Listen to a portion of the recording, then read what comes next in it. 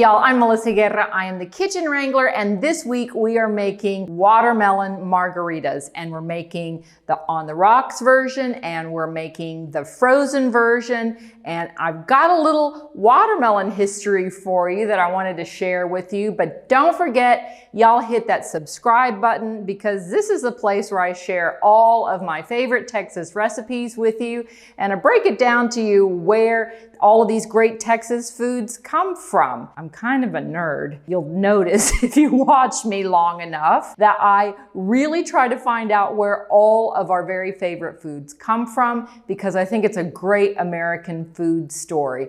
But let's get to those cocktails because it's that time of day. I really want a watermelon margarita. So let's get started on our watermelon margaritas. Before we get started with our watermelon margaritas, I want to show you how to make a very spicy little rimmer that you see in a lot of the restaurants here in Texas. It's got a little bit of chili spice. It has a little bit of lime zing and a little sweetness, and you can make this very easily from scratch. We're going to start off with some margarita salt, which is it's a kosher salt. It's very finely flaked and it's great for beverages. So we have a tablespoon of kosher salt. We'll need another tablespoon of just plain old sugar. I'm gonna add a teaspoon of powdered chili.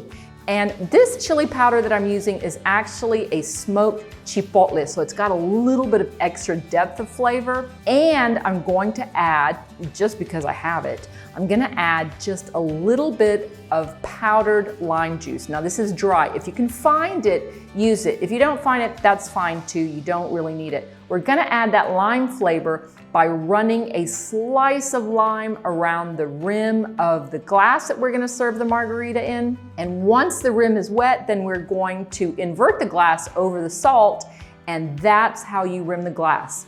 Now that the glasses are prepared, let's get on to the margarita recipe. Well, so the first thing you're gonna need for your watermelon margarita is a watermelon. And I think that this giant watermelon that I found so late in the season, this is what inspired this entire episode. Because look at this thing. It's gargantuan. It weighs about 30 pounds, which is about 13 to 14 kilos. It is one big watermelon. And really, for this recipe, you only need about 2 cups of watermelon. You don't need all that much, but if you saw this watermelon, you would have bought it too. Like, it is so amazing. I just love this watermelon. We're gonna cut a big old slice of this melon and we're gonna cut it into cubes, and then we're gonna add it to a blender. Now, I am not worried about any of the seeds. Do not worry. If you do a little bit of online searching, you're gonna find out that watermelon seeds are packed full of vitamins and minerals, and hey, who doesn't want a healthy cocktail? I'm always looking for another reason for having a cocktail. These are healthy? I don't know. So throw the watermelon into the blender, seeds and all, and we're going to also need 2 ounces of freshly squeezed lime juice. It takes a little bit of time, but totally worth it. We need 2 ounces of tequila and 2 ounces of orange liqueur. We add everything to the blender and we puree it, and then we need to strain out the fruit pulp and strain out those little seeds. Super easy. And there we just pour it over some ice, and there is our watermelon margarita on the rocks. Now, if you want to make the frozen version, that's pretty easy too. We're gonna add just a little bit of ice. Now, don't forget, watermelons are about 92% water,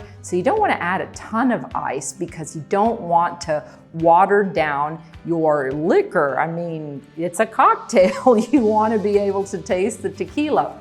But if you want kind of a slushy margarita, I'd add about 2 cups of ice. But if you want a firmly frozen margarita, then you can add about 4 cups of ice. Puree the ice with the watermelon juice that you made, and that is your frozen margarita. And we're gonna pour it in the glass and we are done. So we eat a ton of watermelon here in Texas. Every summer there is just loads. In fact, I was reading on texaswatermelon.com that we grew 600 million pounds of watermelon last year. That is a lot of watermelon. And watermelon seems to do just really well in Texas. But I started thinking, well, you know, where Where did the original watermelon come from? I mean, every plant has a wild predecessor, where they came from, different parts of the world.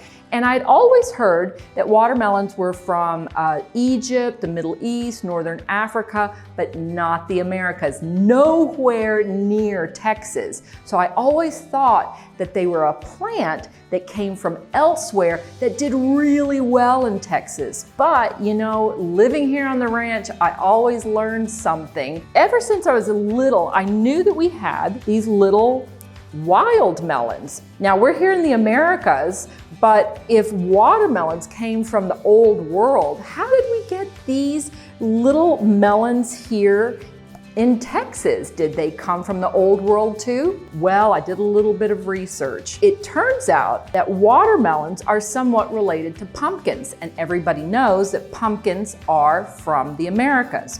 And this little guy, this is what we call a chile cayota. And a chile cayota is, what is it in the sciencey word? It's a cucurbit ficifolia.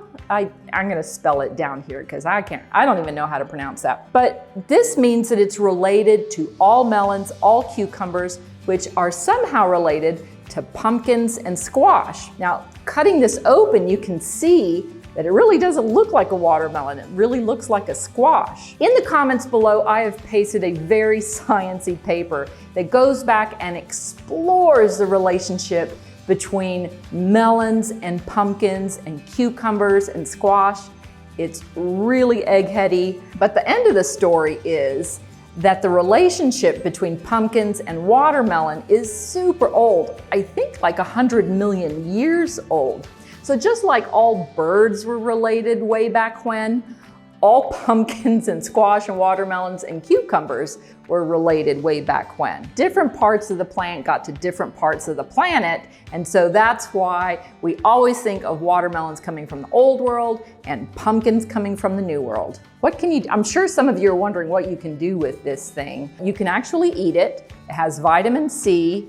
It's not delicious at all, but you can make kind of a refreshing, like a refreshment with it, like an agua fresca. You mix it with sugar and water and you puree it just like we did with the watermelon, and then you can drink it. But really, you can puree anything with sugar and water and drink it. So I'm not saying that these are amazing, but this is an original food of the Americas, and it's always so exciting when I get to find some of this native food on the ranch. It is the coolest thing. Well, there you go. You got a cocktail, you got a history lesson. What more could you want? This is the place to be. Please make sure to subscribe to my channel. You know I'm always here waiting for your questions. You can message me at help@kitchenwrangler.com, or you can message me through Twitter, through Instagram, through Facebook, through YouTube, through TikTok. Wow, I am kind of everywhere because I'm always here at the ranch. I'm always waiting to hear from you.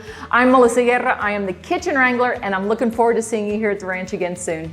Bye now.